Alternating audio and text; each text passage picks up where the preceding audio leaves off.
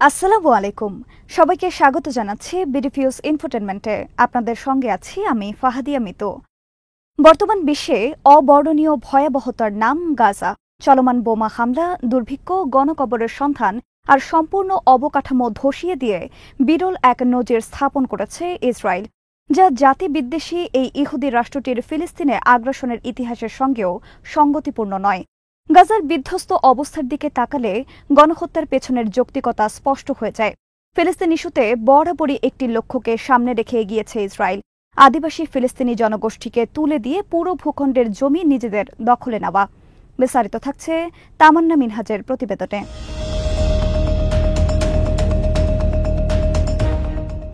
সাম্প্রতিক সপ্তাহগুলোতে অধিকৃত পশ্চিম তীরে বসতি স্থাপনকারী ইহুদি মিলিশিয়া ও সামরিক বাহিনী ১২০টি গ্রামে হামলা চালায়। শরণার্থী শিবিরগুলোতে তাদের হামলায় হতাহত ও গ্রেপ্তার হয়েছে হাজারো নিরপরাধ ফিলিস্তিনি। পশ্চিম তীরে ৭ই অক্টোবরের পর থেকে ৮০৬টি ভবন ধসিয়ে দেওয়া হয়েছে। এতে গৃহহীন হয়ে পড়েছে প্রায় ২,০০০ ফিলিস্তিনি। আর এ ঘটনায় ক্ষতিগ্রস্ত হয়েছে আরও প্রায় ৫.৫ লাখ মানুষ। ফিলিস্তিনের প্রায় ২৫টি কমিউনিটিকে জাতিগতভাবে নিধন করা হয়েছে। নিহত হয়েছে প্রায় ৫০০ ফিলিস্তিনি। গ্রেপ্তার হয়েছে ৮,০০০-এর বেশি মানুষ। সমান্তরালভাবে ইসরায়েলের নিজেদের দখল নিয়েছে ফিলিস্তিনের বিপুল এলাকা।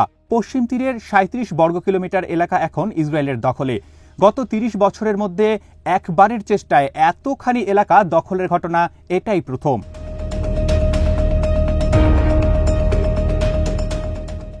বর্তমানে পশ্চিম তীরের ৪২% বা ২,৩৮০ বর্গ কিলোমিটার এলাকায় ফিলিস্তিনিদের প্রবেশাধিকার নেই। জর্ডান উপত্যকায় ও হেরবনের দক্ষিণাঞ্চলে ফিলিস্তিনিদের উৎখাত গত কয়েকদিনে আরও জোরদার হয়েছে। এই এলাকাগুলো থেকে ফিলিস্তিনিদের পুরোপুরি সরিয়ে ফেলতে চায় ইসরায়েল।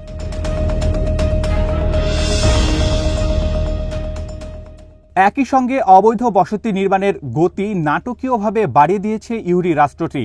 অর্থমন্ত্রী বেজালেল স্ট্রমস্ট্রিচ গত ৬ মার্চ ঘোষণা দেন, ইসরায়েল নিয়ন্ত্রিত সেটেলমেন্ট এলাকায় গত বছর ১৮,৫১৫টি বাড়ি নির্মাণের অনুমোদন দেওয়া হয়। ২০২৪ সালের বাজেট নতুন বসতির জন্য তারা বরাদ্দ দিয়েছে $১৯,৩০,০০,০০০। এসব এলাকায় রাস্তাসহ অবকাঠামো নির্মাণের জন্য আরও $১০২ রাখা হয়েছে।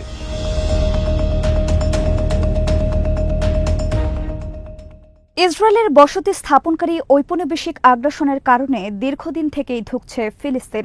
তবে পরিপূর্ণ জয়লাভের যেই গ্যারান্টি দিয়ে ইসরায়েলি প্রধানমন্ত্রী বেনিয়ামিন নেতানিয়াহু যুদ্ধ শুরু করেছিলেন, তা সত্য হওয়ার ক্ষীণতম সম্ভাবনা এখন পর্যন্ত দেখা যায়নি। বরং ইসরায়েলি গণমাধ্যম স্থল অভিযান এবং আন্তর্জাতিক অঙ্গনে পূর্ণ পরাজয়ের নিন্দা জানিয়ে চলেছে দফায় দফায়।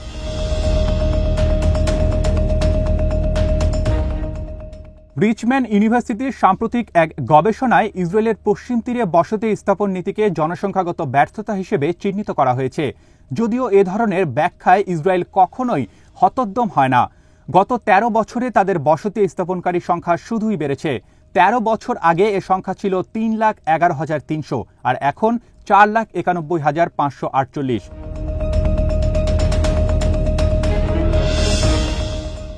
ইসরায়েলের চলমান যুদ্ধ প্রকল্প অবশ্য বড় ধরনের সংকটের মধ্যে রয়েছে।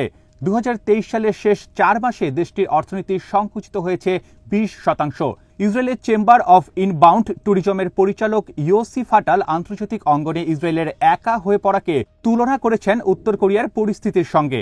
জেরুজালেমের অঞ্চলের ৫৮% এবং তেল আবিবের ৪১% নির্মাণ কাজ যুদ্ধ শুরু হওয়ার পর বন্ধ রাখা হয়।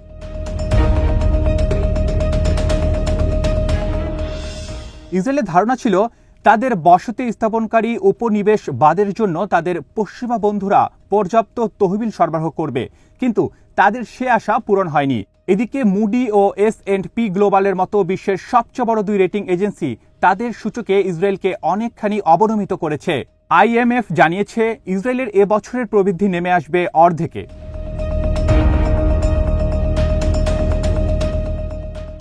সিরিয়ায় ইরানের দূতাবাসে বোমা মেরে আঞ্চলিক যুদ্ধ শুরু করার পায়তারা করছিল ইসরায়েল। ইরান নিখুঁত হিসাব কষে এই হামলার জবাব দেয়। একই সঙ্গে ইসরায়েলের এ ধরনের অপচেষ্টার তীব্র বিরোধিতা আসে হোয়াইট হাউস থেকে। ফলে অভিলাষ যাই থাক, থামতে বাধ্য হয় ইহুদি রাষ্ট্রটি।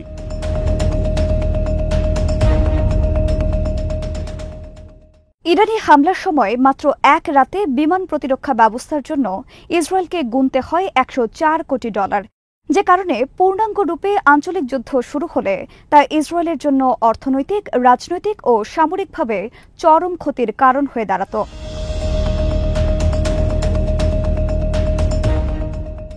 ইসরায়েল সরকার অভ্যন্তরীণভাবে একের পর এক সংকটের মধ্য দিয়ে চলছে। যুদ্ধের এই প্রবল ডামাডোলের মধ্যেও ইসরায়েলি সমাজ চরমভাবে বিভক্ত। তিক্ততা এ যাবৎকালের মধ্যে সর্বোচ্চ পর্যায়ে পৌঁছেছে। সংখ্যাগরিষ্ঠ মানুষ চান যুদ্ধবাজ নেতানিয়াহু ও তার সরকারের বিদায় হোক। এর থেকে বের হওয়ার কোনো পথ খুঁজে পাচ্ছে না বর্তমান সরকার।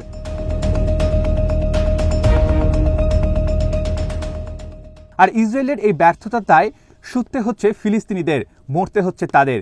বোমা, ক্ষুধা, গ্রেপ্তার, অঙ্গহানি, বাস্তুচ্যুত সহ সব ধরনের অসহায়হীনতার মধ্য দিয়ে যাচ্ছে পুরো জাতি। বাড়িঘর ও অবকাঠামো নিশ্চিহ্ন হয়ে যাচ্ছে।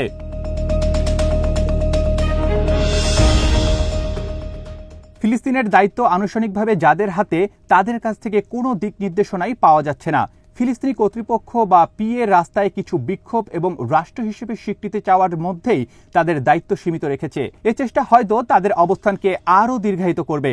তবে গাজায় গণহত্যা ও জাতিগত নিধন বন্ধে কোনোভাবেই ফলপ্রসূ হবে না।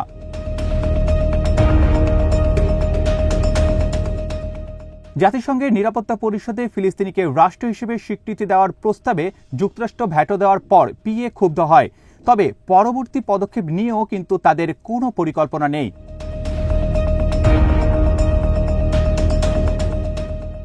ফিলিস্তিনিদের হাতে দুটি বিষয় রয়েছে যা তাদের শক্তিশালী করেছে। তাদের অবিচলতা। সবচেয়ে কঠিন সময় দাঁড়িয়েও তারা এখনো ভেঙে পড়েনি।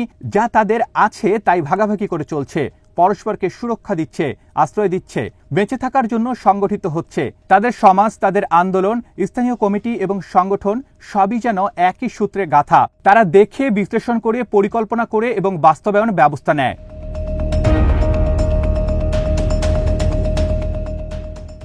বিশ্বজুড়ে ন্যায়ের কণ্ঠ ফিলিস্তিনিদের দিকে। আন্তর্জাতিক অপরাধ আদালত রায় দিয়েছে ইসরায়েল গাজায় কার্যত গণহত্যা চালাচ্ছে। জাতিসংঘের বিভিন্ন সংগঠন এবং বিশ্বজুড়ে মানবাধিকার সংগঠন ও প্রতিষ্ঠানগুলো বিশ্বাস করে ইসরায়েল একটি জাতিবিদ্বেষী প্রশাসন গড়ে তুলেছে, যা মানবতা বিরোধী অপরাধ করছে।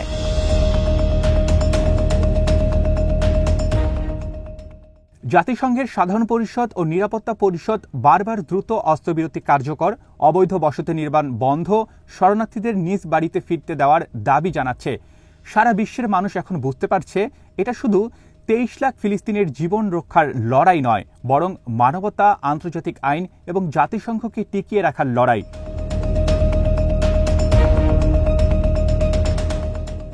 বিশ বছর আগে ফিলিস্তিন এই জাতিবিদ্বেষের বিরুদ্ধে আন্দোলন শুরু করে। তাদের প্রধান অস্ত্র ছিল বয়কট, বিনিয়োগ না করা এবং নিষেধাজ্ঞা, সংক্ষেপে যাকে বলা হয় বিডিএস। আজ বিডিএস এর প্রচার শুধু ফিলিস্তিনের হাতিয়ার নয়, বরং বৈশ্বিক অস্ত্র, যা আগে কখনোই দেখা যায়নি।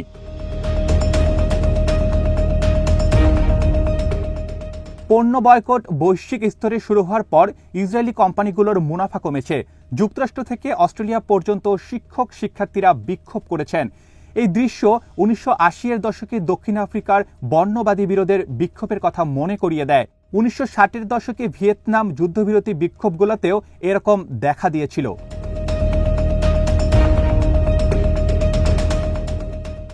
ইসরায়েলি গণহত্যাকে সমর্থনকারী সরকারগুলোর বিরুদ্ধে নিজ দেশেই মামলার সংখ্যাও বাড়ছে। মানব সভ্যতার ইতিহাসের সবচেয়ে কালো অধ্যায় গাজা।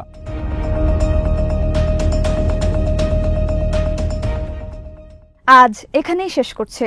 সমরাস্ত্র, প্রতিরক্ষা ও কূটনীতির নানা তথ্য জানতে চোখ রাখুন বিডিফিউজ ইনফোটেনমেন্টে। চ্যানেলটি ভালো লাগলে সাবস্ক্রাইব করুন, সংযুক্ত থাকুন আমাদের ফেসবুক পেজে। আল্লাহ হাফেজ।